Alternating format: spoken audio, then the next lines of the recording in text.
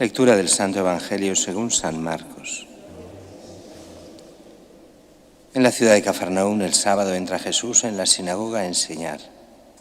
Estaban asombrados de su enseñanza porque les enseñaba con autoridad y no como los escribas. Había precisamente en su sinagoga un hombre que tenía un espíritu inmundo y se puso a gritar: ¿Qué tenemos que ver nosotros contigo, Jesús Nazareno? ¿Has venido a acabar con nosotros? Sé quién eres, el Santo de Dios. Jesús lo increpó: cállate y sal de él.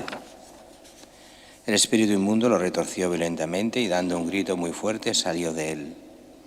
Todos se preguntaron estupefactos: ¿qué es esto? Una enseñanza nueva expuesta con autoridad. Incluso manda a los espíritus inmundos y lo obedecen. Su fama se extendió enseguida por todas partes, alcanzando la comarca entera de Galilea.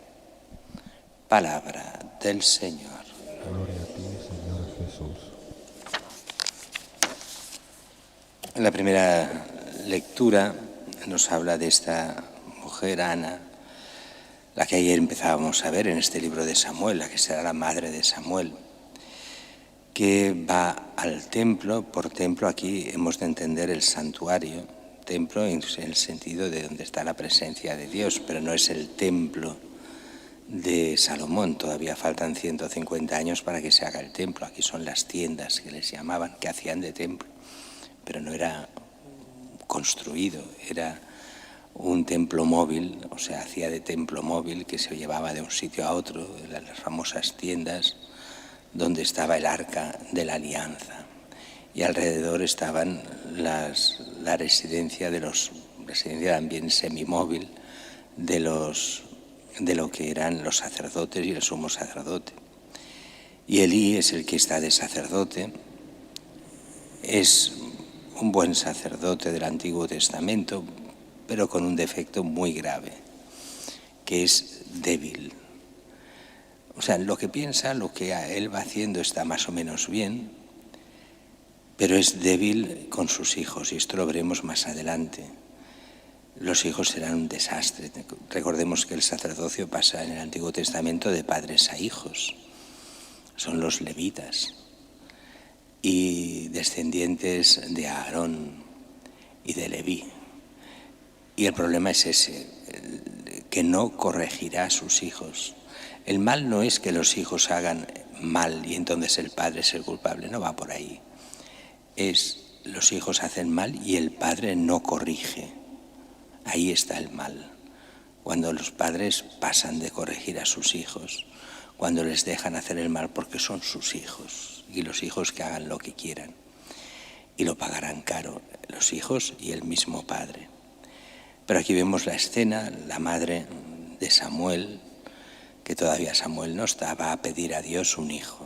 Ella, que es estéril, y va llorando a Dios, y vemos la escena con Elí, con el sacerdote, que se piensa que está borracha y que no, que llora ante el Señor, que le pide encarecidamente. Y el Señor le dará este hijo. Y ya veremos toda la historia de Samuel, pero los próximos días. Mientras que en el Evangelio empezamos la primera predicación de Jesús. Y como siempre, lo que hace el Evangelio no es como lo que haríamos nosotros. En el mundo occidental, primero definiríamos bien toda la familia, el ambiente, lo que pensaban, mil cosas. Y más, siendo el Hijo de Dios, pues haríamos toda una teología primero de quién es este personaje, y después veríamos lo que hace o deja de hacer. Aquí es justo al revés. No se nos dice que enseña de principio, simplemente se nos muestran hechos y actos para entender quién es Jesús. Y así serán los primeros capítulos de la predicación de Jesús, sin decir nada de qué está predicando, o casi nada. Solo sabemos hasta el momento que Jesús predicaba: convertíos y creed en el Evangelio. Basta.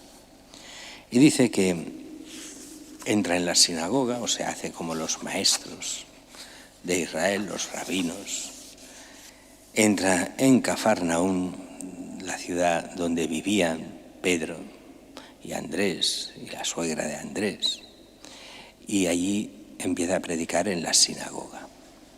Y ahí en la sinagoga lo que se nos dice es que predicaba con autoridad, no como los escribas. ¿Se nos dice que predica? No, pero sí que predica con autoridad.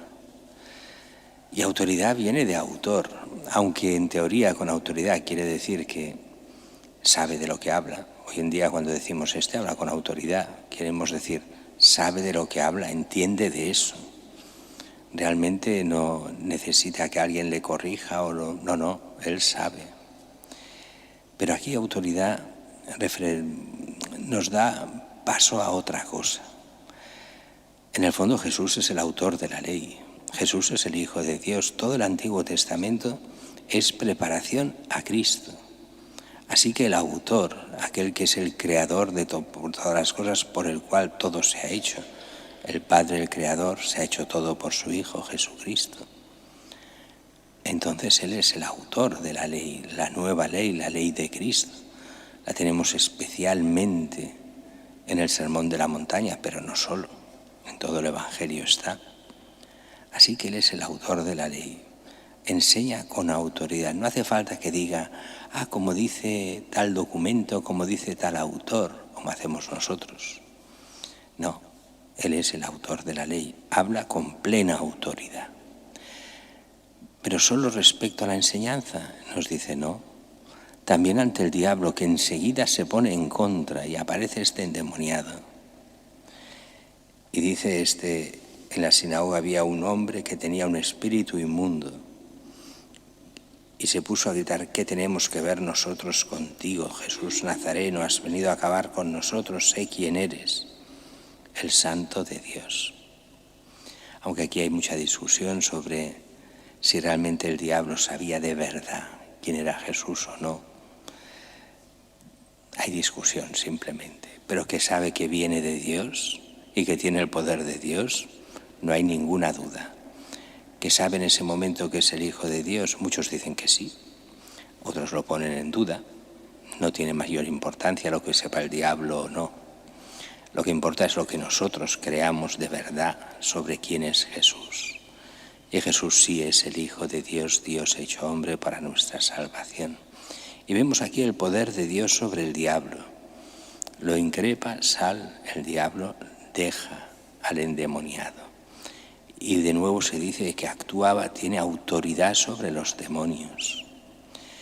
Eso nos va muy bien también para nosotros, porque quiere decir que ante el mal que está en nosotros, Cristo tiene autoridad. Y si nosotros continuamos en el mal, es porque no dejamos actuar a Cristo. El cristiano de verdad, hablamos del mal grave. Eso lo explicaba muy bien Santo Tomás. Sobre el pecado grave tenemos gracia suficiente, nos la da toda Dios para acabar con el pecado grave. Con el pecado venial no es tan fácil, porque ahí caemos todos. Y entonces se entiende aquello de que el santo peca 7 veces al día, no mortalmente, pero sí venialmente. Pero nos dirá el mismo San Juan en sus cartas, el que es de Cristo no peca, y se refiere al pecado mortal. Pero no quiere decir que no tenga sus pecados veniales, en los cuales la lucha es mucho más compleja, pero que hemos de luchar. Pero lo que no podemos admitir tan fácilmente como muchos cristianos admiten como normal es el pecado grave. Ahí sí, luchando, Dios da la gracia suficiente para vencerlo. Y si caemos, para eso está para eso está el sacramento de la penitencia. Para eso está el confesarnos, pedir perdón y volver a empezar, pero no justificar el mal cuando entra en nuestras vidas con demasiada facilidad, porque ese es el trabajo del diablo, decirnos que el mal no está tan mal, todo el mundo lo hace, eso no pasa nada, eso no es tan grave como dice la Iglesia, no pasa absolutamente nada, eso es diabólico.